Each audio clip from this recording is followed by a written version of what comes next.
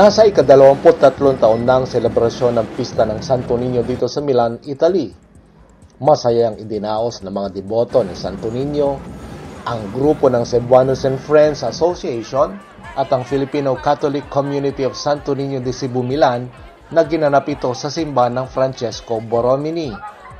Isang prosesyon ang isinagawa ng mga deboto na kung saan tinahak nila ang mga pangunahing lansangan dito sa Milan, kasama na rin ang mga Italian devotees at iba pang mga lahi.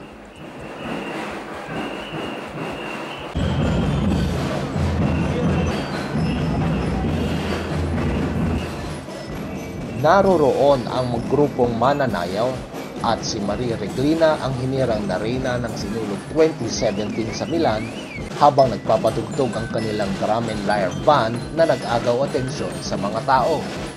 Kasi matagal na po kasi nilang sinasabi na ako dapat yung i-reyna nila. So loke, naging busy po ako sa school. E di ngayon na nagkataon na may time ako, sinabi ko na ako, i-reyna na ako.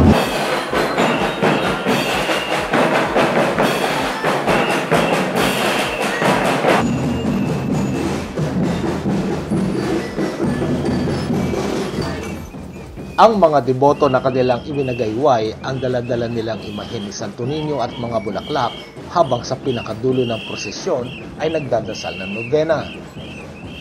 Bakit si Santo Niño ang deboto ko? Para po protection sa aming pamilya.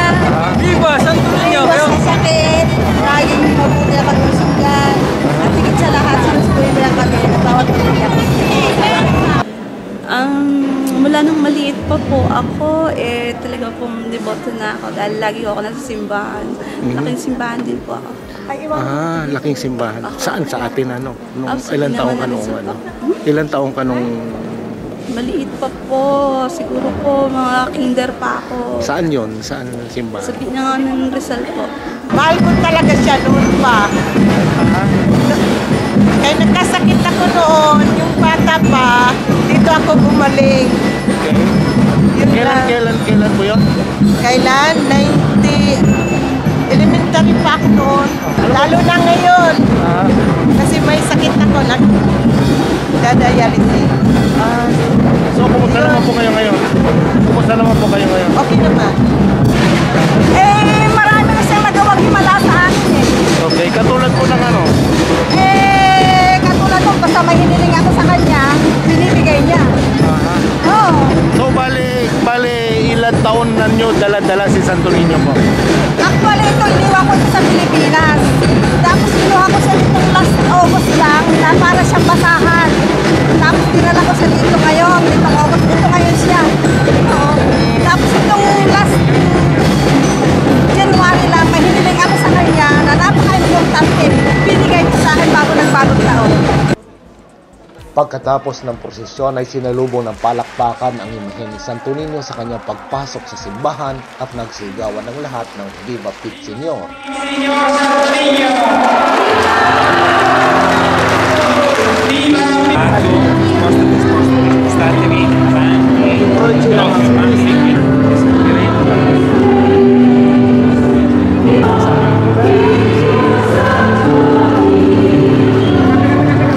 Bago mag-umpisa ng misa, ay pinakilala ni Reverend Father Alex Vavasori si Father Don Antonio Corfi sa mga deboto na siyang maghahatid na banal na misa sa araw na yon. Siya ay naninilbihan sa Parokya Santa Maria Fontana. Inimbitahan ko isang batang pare, batang, vuol dire un po' giovane, Ecco. Si Don Antonio Corvi, sa parrocchia di Santa Maria alla Fontana, via Farini, zona Farini, upang magbigyan kayo ng bagong energy sa ating pananampalataya at sa buhay. Tayong lahat, mga Pilipino, ay ang bagong bino ng Ebanghelyo para sa ating simbahan at sosyedad. E voi siete... Si Reverend Father Vavasori na matagal nang sumusuporta sa Philcom dito sa Milan ay nagbigay din ito ng isang maikling talumpati sa lengguwaheng Pinoy. Ang titulo ng ating piyesta ay tumindig ka at lumakad. Il titolo della festa è Alzati e cammina.